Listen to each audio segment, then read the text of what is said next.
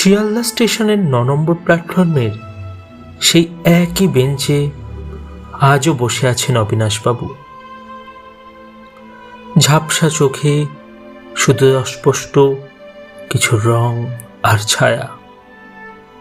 ৩ মাস আগে হাড় কাঁপানো এক পৌষের বিকেলে ছেলে নিখিলেশ তাকে এখানে বসিয়ে রেখে বলেছিল, বাবা তুমি বসো, বড় ডাক্তার দেখাবো বলে তোমাকে তো কলকাতায় নিয়ে এলাম, আমি একটু টিকিট কেটে জল টল নিয়ে আসছি তোমার জন্য, বসো বসো তুমি এখানে।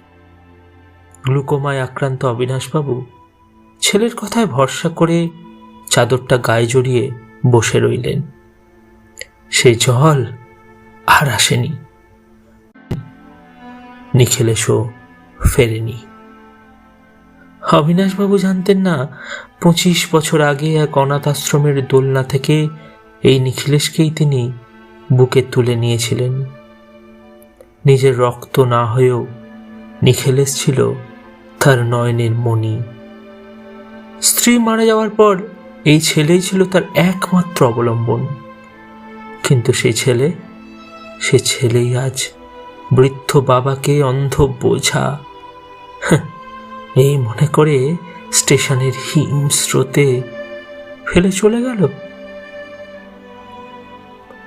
দীর্ঘ ৩ মাস ধরে স্টেশনের কনকনে উত্তরে হাওয়া আর প্ল্যাটফর্মের সিমেন্টের মেঝে শুয়েই তার দিন কেটে যায়।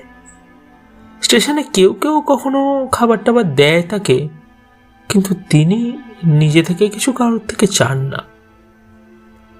স্টেশনের হকাররা বলতো, দাদু আপনার ছেলে আর আসবে না, ও সব পালিয়েছে।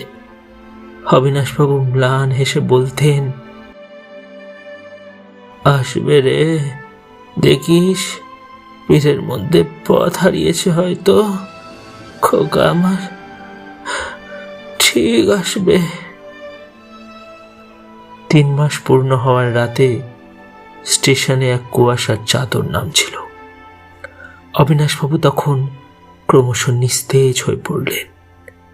তীব্র ঠান্ডায় বুকটা যন্ত্রণায় ফেটে যাচ্ছিল। কাঁপতে কাঁপতে পকেট থেকে নিখিলেশের ছোট্টবেলার সেই জীর্ণ ছবিটা বের করে বুকের উপর ২ হাতে জাপটে ধরলেন তিনিও। কি দারুণ কষ্ট! পরদিন সকালে যখন পুলিশ তার নিথর দেহটা উদ্ধার করল, দেখা গেল চোখের কোণে জমে থাকা জল